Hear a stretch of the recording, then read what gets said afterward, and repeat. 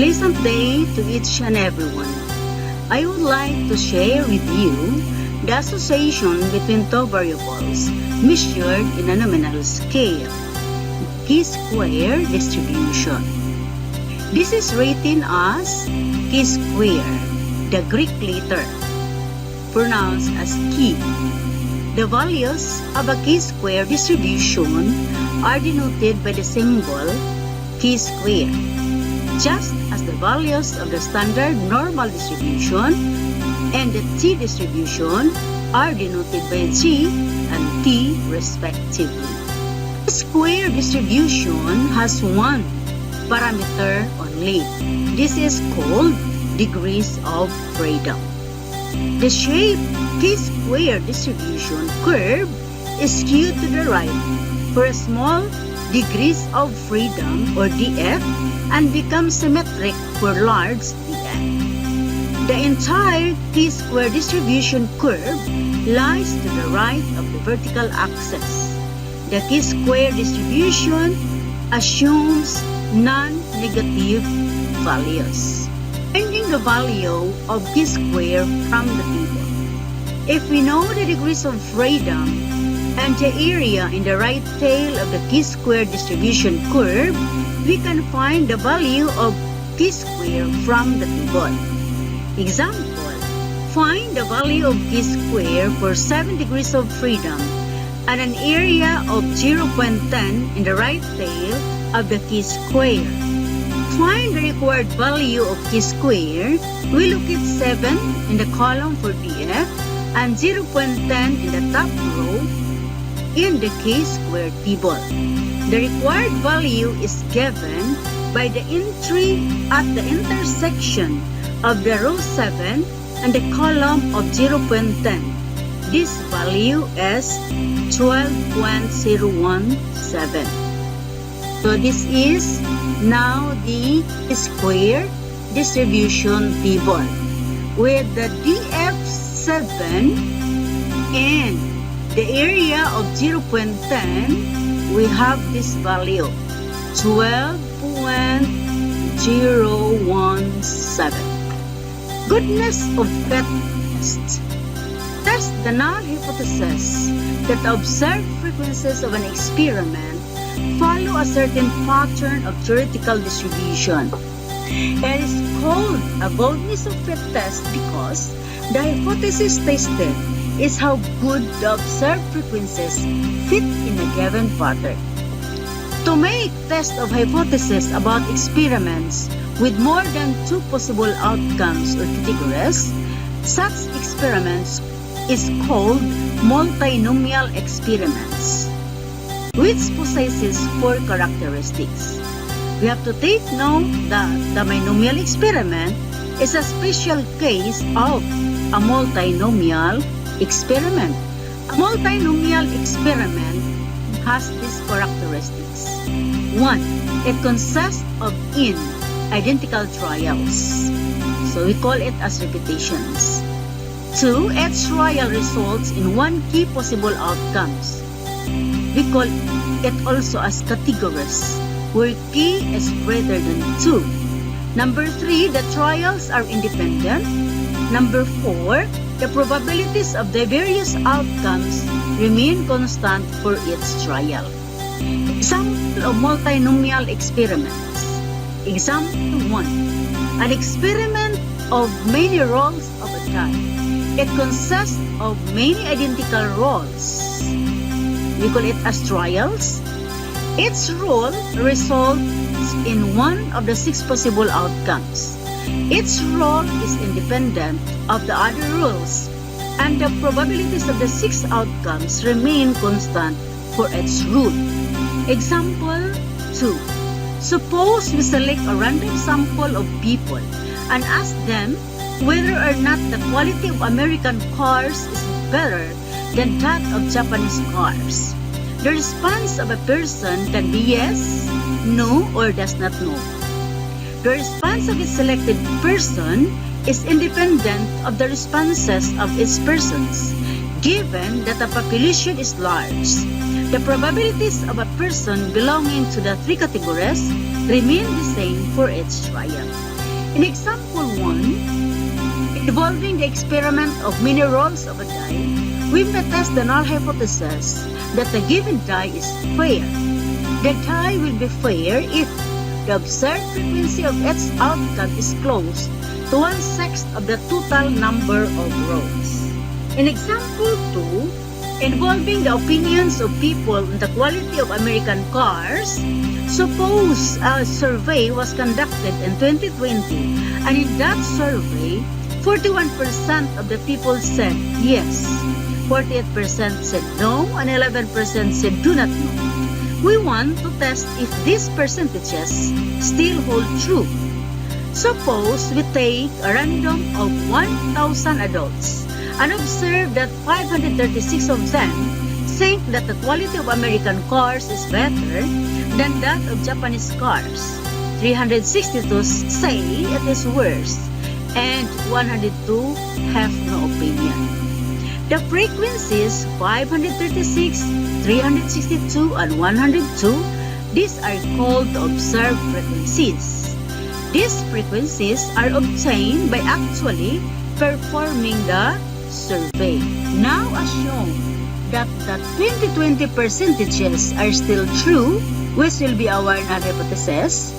In a sample of 1,000 adults, we will expect 410 to say yes, 480 to say no, and 110 to say do not know. These frequencies are obtained by multiplying the sample size 1,000 by the 2020 proportions. These frequencies now are called the expected frequencies. Then, we will make a decision to reject or not to reject the null hypothesis based on how large the difference between the observed frequencies and the expected frequencies is. To perform this test, we will use the chi-square distribution. Note that in this case, we are testing the null hypothesis that all three percentages or the proportions are unchanged. Observed and expected frequencies. Frequencies obtained from the performance of an experiment are called the observed frequencies and is denoted by O. The expected frequencies denoted by E are the frequencies that we expect to obtain if the null hypothesis is true.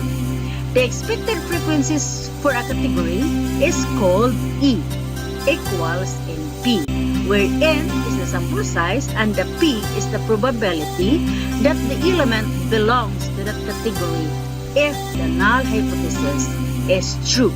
Degrees of freedom for a goodness of fit tests. In a goodness of fit test, the degrees of freedom are df is equal to k minus 1, where k denotes the number of possible outcomes or categories for the experiment. Test statistics for a goodness of fit tests is chi-square, to which the value is chi-square is equal to the summation of the observed frequency minus the expected frequency quantity squared divided by the expected frequency. A chi-square goodness of fit test is always a right-tailed test. To make a goodness of fit test, the sample size should be large enough so that the expected frequency for each category is at least 5. If there is a category with an expected frequency of less than 5, we may either increase the sample size or we may combine two or more categories to make it each expected frequency at least 5. Example, bank has an ATM installed inside the bank and it is available to the customer only from 7 a.m. to 6 p.m. Monday to Friday. The manager of the bank wanted to investigate if the percentage of the transactions made on this ATM is the same for each of the 5 days, Monday through Friday of the week. She randomly selected 1 week and counted the number of transactions made on this ATM on each of the 7 days during this week. The information she obtained is given in the following table, where the number of users represents the number of transactions on this ATM on these days.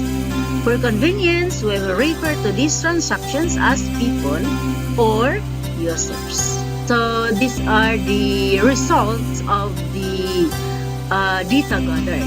The number of users on Monday is 253, Tuesday 197, Wednesday 204, Thursday 279, and Friday is 267.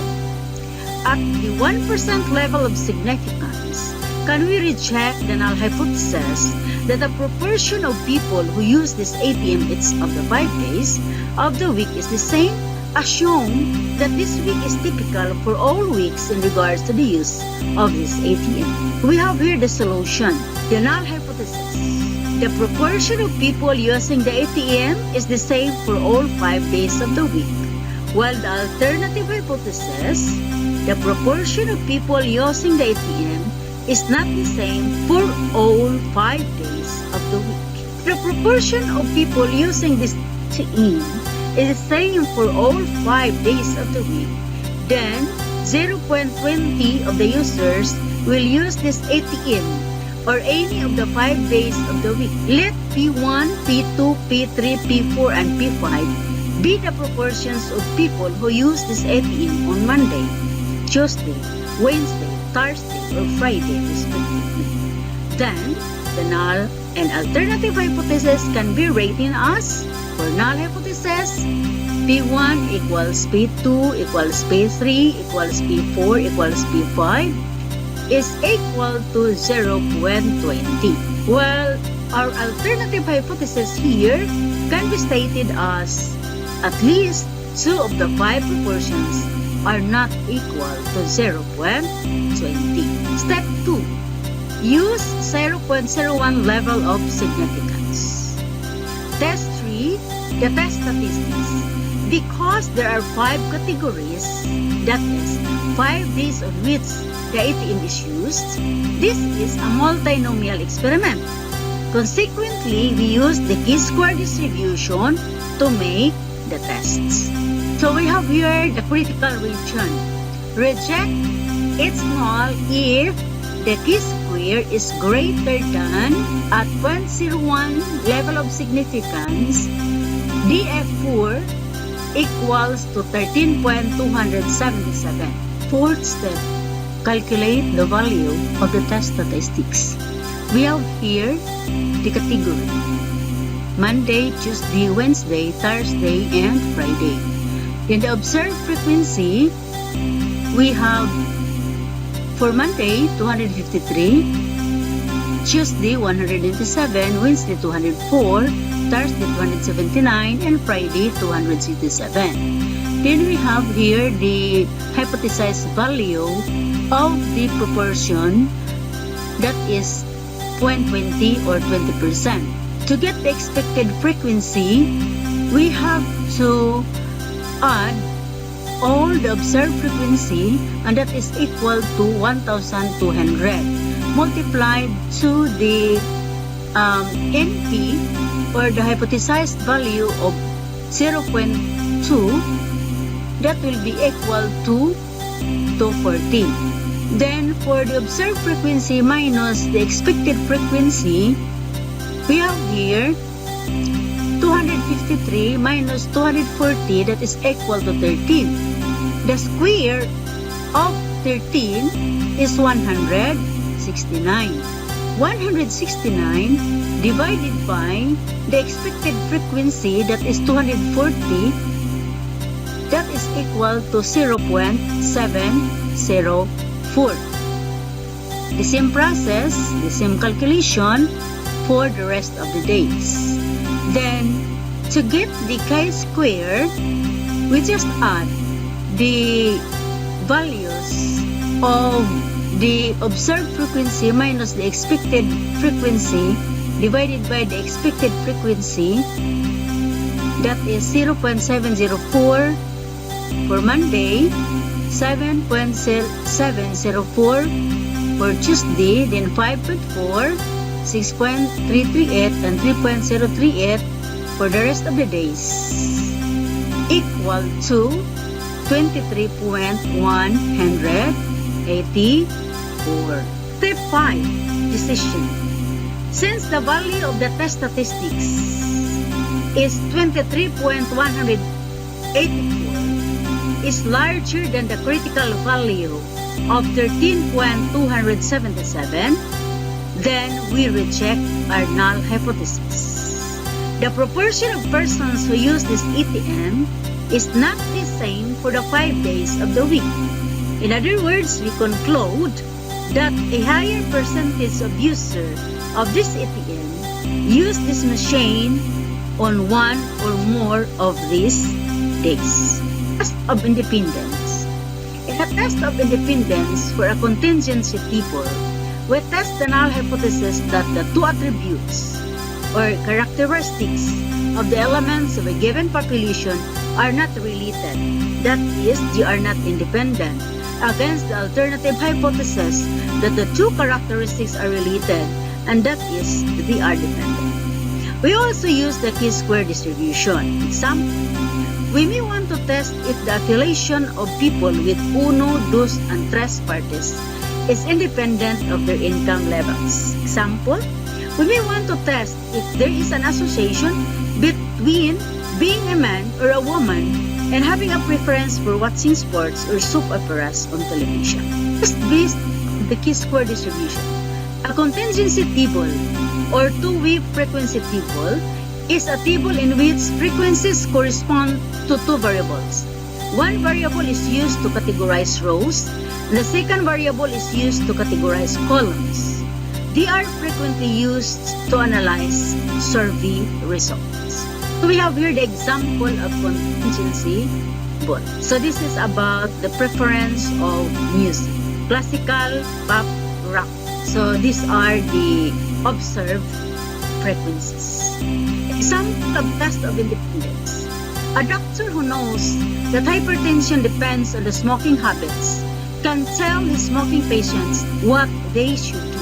If the traffic condition, light, moderate, heavy, standstill, is found to be dependent on vehicle plate numbers, odd or even, a traffic officer may decide to revise traffic law enforcement. Or if poverty status of household is found to be correlated with family size, government ought to adopt a viable poverty management program. Note, the word contingency refers to dependence, but this is only a statistical dependence and cannot be used to establish a direct cause and effect link between the two variables in questions. For example, after analyzing the data in the table, we might conclude that there is a relationship between the IQ and the music preference of respondents, but that doesn't mean that IQ directly affects the causes or the preferred type of music. We have here the assumptions. Sample data are randomly selected. The null hypothesis is the statement that the row and column variables are independent. The alternative hypothesis is the statement that the row and column variables are dependent. For every cell in the contingency table, the expected frequency is at least 5. This is now the test statistics for the test of independence. Chi-square is equal to the summation of the observed frequencies minus the expected frequencies quantity squared divided by the expected frequencies, where the expected frequency is equal to the row total multiplied by the column total divided by the grand total. Critical values are found in the chi-square table by using degrees of freedom, r minus 1 multiplied by the column minus 1, where r is the number of rows and the c is the number of columns. Test of independence with contingency table involves only right-tailed critical conjoints. Remarks. The test statistics allow us to measure the degree of disagreement between the frequencies actually observed and those that we would theoretically expect when the two variables are independent. Small values of the test statistics result from close agreement between observed frequencies and the frequencies expected with independent row and column variables. Large values of the test statistics are to the right of the t-square distribution, and they reflect significant differences between observed and expected frequencies. We have here the steps in performing a t-squared test. Step 1, we need to organize the data into a contingency table. So we have the example in the previous discussion. Step 2, computing all marginal totals and the grand total. Step 3, constructing a table of expected frequencies formed from the product of the row and the column totals divided by the grand total. Step 4, computing the t-square statistic. Step 5, identifying a desired level of significance, alpha, and establishing the critical regions based on alpha. That is t-squared greater than the table values of t-squared, where the table value or critical value of t-square is the t-square percentile from the distribution with number of rows minus 1 multiplied to the number of columns minus 1. This is what is called degrees of freedom. The t-square table provides upper tail areas for this distribution. We use the symbol k alpha squared to denote the t-square percentile, which has an area of alpha to its right. That is, alpha is equal to the percentile of t-square greater or equal to the table value of t-square. Step 6 is our decision. We have to make decision here, whether to accept or to reject the null hypothesis. Example of test for independence. At the 0.05 significance level, use the data on music preference and IQ in the previous table to test the claim that IQ and the music preference are independent. So we have here the solution. First step is the hypothesis. Null hypothesis. IQ is independent of music preference, while our alternative hypothesis, IQ is independent of music preference at 0.05 significance level. So this is now the computation using this formula. K square is equal to the summation of the observed frequencies minus the expected frequencies divided by the expected frequencies. So we have here the K square computed value is 12.38, where the 12.38 falls within the critical region. So we reject the null hypothesis that IQ is independent of music preference. So this is the result of using the PH-STAT test of homogeneity. In the test of homogeneity, we test the claim that the different population have the same proportions of some characteristics. Take note that the steps in performing the test of homogeneity will be the same as the test for independence. Example, a survey was conducted in Quezon City and Manila to determine voter sentiments for two presidential candidates, 1 and 2. 500 voters were randomly selected from each city, and the data is given on the table. At the 0.05 level of significance, test the null hypothesis that the proportions of voters favoring candidates 1, candidate 2, and the third candidate are the same for each city. So we have here the contingency table, and with this contingency table, we already have here the expected frequency. The observed frequency are candidate number 1, Quezon City, 204, candidate number 215, candidate number 381. While the expected frequency is the one that is enclosed in parentheses, 216, 206, and 78. How we get the expected frequency 216?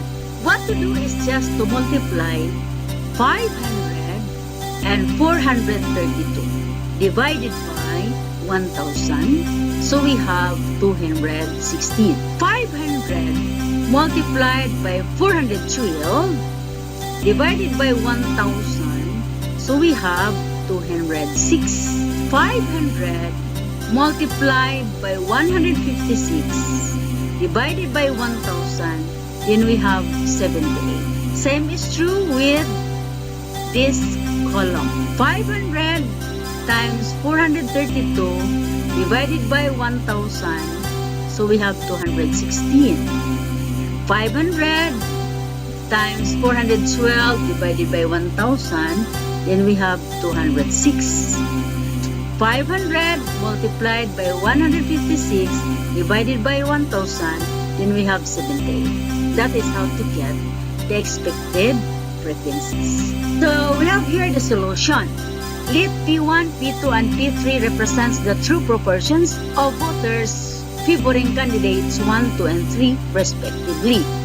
Our null hypothesis here is P1 is equal to P2 equals to P3 versus our alternative hypothesis, the proportions are different. The test statistics is this one. Level of significance is equal to 0.05, while the critical regions is T-square greater than 5.991 with 2 df. Expected frequencies assuming that the null hypothesis is true are already given in the table in parentheses. For instance, cell 1, Quezon City, favoring candidate 1, has expected frequency of 500 multiplied by 432 divided by 1,000. We have 216. So, we have here the result 2.35. The decision here is to reject the null hypothesis at the 5% level of significance and conclude that there is no sufficient evidence to support the claim that the proportions of voters favoring candidate 1, 2, or 3 are the same of the two cities. There are some issues regarding the use of P-square tests. We have, for every small frequencies, the test is not a good approximation. Then, the approximation is usually considered adequate provided that the expected frequencies in all cells are at least 5. If some expected frequencies are below 5, this requirement may be met by combining 2 rows or columns before computing the test statistics. A corresponding reduction in the degrees of freedom must then be made to account for the smaller number of cells. For 1 degree of freedom, Yates correction of continuity should be applied. So this is now the equation. The observations should be independent for one another. That is, the total number of observed frequencies should not be more than the total number of individuals in the sample. The P-square test does not apply to data expressed as percentages or proportions unless they can be transformed into frequencies. Thank you for